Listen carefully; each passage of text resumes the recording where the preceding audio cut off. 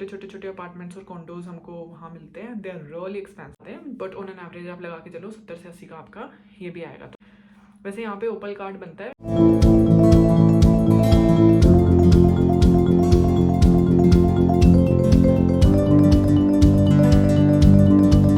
Hello everyone, welcome to Australia Wale. In this video, we are going to talk about the expenses that an international student would have to bear when he is in Australia. इस video में हम जो भी data के बारे में बात करेंगे that would be an approximate data, क्योंकि वो डिपेंड करता है state to state, city to city और suburb to suburb. But it will be an approximate idea कि एक बच्चा किस चीज़ पे कितना लगभग उसको स्पेंड करना पड़ेगा।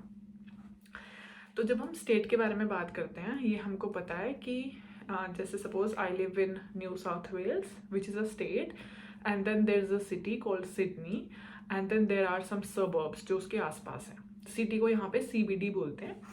तो हम लोगों को ना, जब हम इंडिया में होते हैं, बड़ा कन्फ्यूजन होता है कि हम मेलबर्न जा रहे हैं और हम सिडनी जा रहे हैं। तो Melbourne is a city in the state of Victoria, Sydney is a city in the state of New South Wales.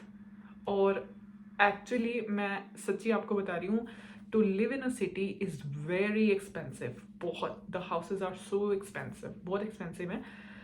छोटे छोटे अपार्टमेंट्स और कॉन्डोज हमको वहाँ मिलते हैं। They are really expensive. तो ज़्यादातर जो नॉर्थ इंडिया के, अगर मैं बात करूँ because I am a north Indian, तो जो हरियाणा पंजाब के लोग होते हैं कुछ हद तक, मैं इंडिया की सिर्फ बात कर रही हूँ, I am not talking about other countries like Pakistan, Nepal, Bangladesh. तो हम लोग जो हैं वो सबर्ब्स में रहते हैं। सबअर्ब होता है आसपास की जो भी जगहें हैं सिटी के पास। तो जो भी मैं आपको आज डेटा के बारे में डिस्कशन करने वाली हूँ, this is going to be an average और एन अप्रोक्सीमेट आइडिया कि इतना लगभग हम लोग स्पेंड करते ही हैं। और एक चीज़ हम लोग ध्यान में रखेंगे कि जो मेलबर्न है, then again in the state of Victoria, जो मेलबर्न के सबर्ब्स हैं आसपास उसके, specially I would say western suburbs, वो सस्ते हैं इन कंपैरिजन टू सिडनी में, जो सिडनी के आसपास के सबर्ब्स हैं। तो वहाँ पे आपको थोड़ा बहुत डिफरेंस देखने को मिल जाएगा। इनफैक्ट घरों में भी जब आप ऑनलाइन सर्च करते हो, मार्केट प्लेस पे सर्च करते हो, तो you will get to know कि काफ़ी डिफरेंस है हाउसिंग में। सिडनी में ये भी प्रॉब्लम है कि यहाँ पे जो हाउसिंग है वो बहुत कम है, इसीलिए एक्सपेंसिव है। तो जैसे सपोज करो आप, जब आप नए नए आते हो तो you can't lease a house, है ना। आप एक पूरा घर कॉन्ट्रैक्ट पे नहीं ले सकते। जब हम लीज की बात करते हैं तो क्या होता है, कोई रेंटिंग एजेंसी होती है जिससे हम जाके मिलेंगे, एंड देन दिल help us find a house, और उसको हम लीज करेंगे, मतलब रेंट करेंगे पूरे घर को।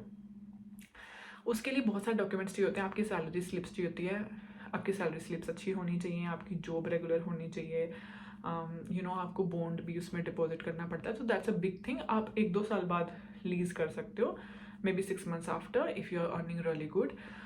लेकिन इनिशियली हम लोग किसी और के साथ रहते हैं, मतलब किसी और ने अपना घर लीज किया हुआ है, सपोज किसी इंडियन ने या नेपाली ने या कोई भी नेशनैलिटी ने, और वो एक कमरा रेंट पे देंगे उस घर में से। सपोज एक घर है 3-4 कमरों का, उसमें से एक कमरा हमको रेंट पे मिलेगा। तो ऐसे हम रहते हैं यहाँ पर। जब मैं आई थी तब मैं भी ऐसे ही रहती थी। तो उस कमरे का जो रेंट होता है, अब हम सबको पता है कि यहाँ पे सैलरी भी वीकली आती है और रेंट भी वीकली जाता है। सैलरी कोई कोई कंपनी फोर्टनाइटली भी देती है। तो हम वीकली बात करते हैं। सपोज करो अगर आप किसी घर में रह रहे हो और मैं यहाँ की बात कर रही हूँ जहाँ मैं रहती हूँ, तो लगभग आपको $250 एक हफ्ते का रेंट पड़ता है फॉर सिंगल रूम। ठीक है। अब इन सिंगल रूम्स में क्या होता है, you get a separate room, private room अपना, लेकिन जो किचन होगा वो जॉइंट होता है, और किसी किसी घर में अलग अलग टॉयलेट्स भी होते हैं। So that's nothing to worry, वो आपकी चॉइस के ऊपर डिपेंड करता है। लेकिन जितनी फैसिलिटीज़ बढ़ती हैं उतने पैसे बढ़ते हैं।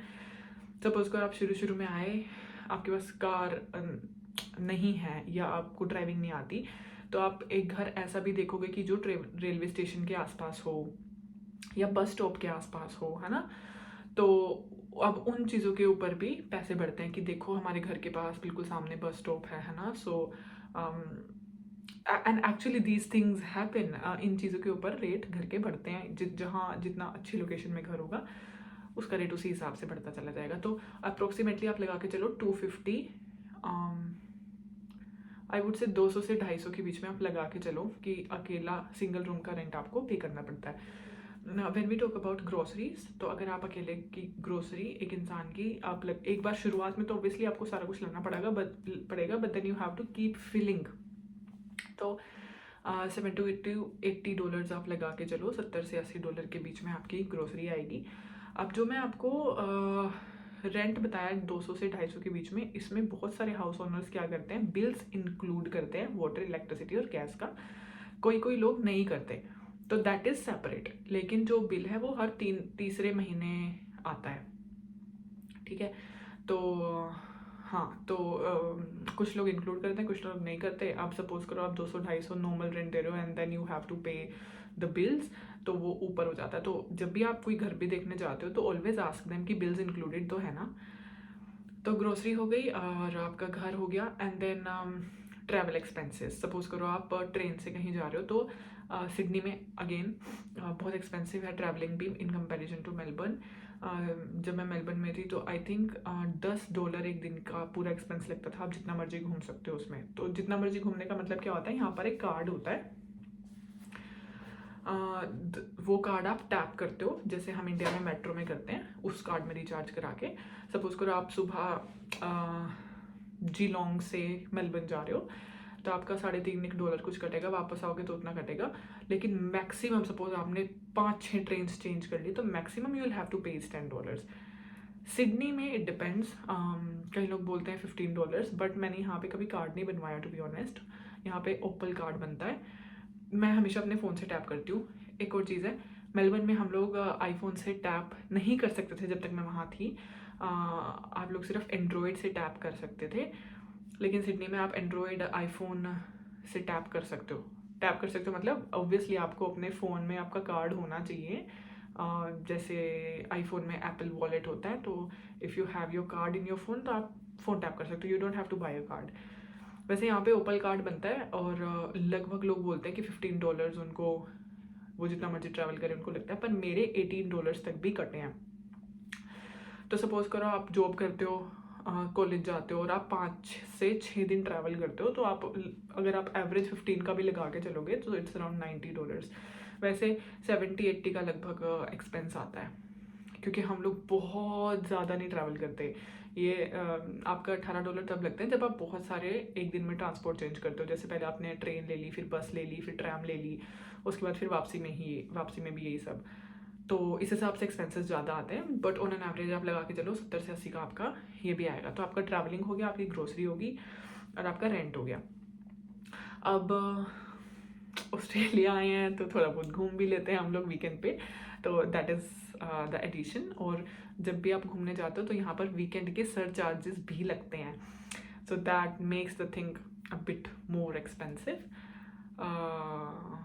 तो बस ये हमको दिमाग में रखना है कि अगर इतने एक्सपेंसेस हैं और उससे अलग we have to save a bit, अगर बच सकता है तो, because we have to pay our fees also, अगर हमको घर से सपोर्ट नहीं मिल रहा है। So these are the expenses that you're going to bear when you are in Australia. Mentally prepare हमको होना चाहिए, हमें नहीं सोचना चाहिए यार यार बड़े सस्ते घर मिल जाएंगे। मेलबर्न में और मेलबर्न के जो आसपास के सबर्ब्स हैं वहाँ सस्ते हैं, क्योंकि मेरा एक्सपीरियंस है। लेकिन यहाँ पर हाउसिंग का प्रॉब्लम है, तो they are expensive. I think that's pretty much it. I'll see you in the next video with some more interesting and useful content. If you like the content, don't forget to subscribe. See you in the next video. Bye.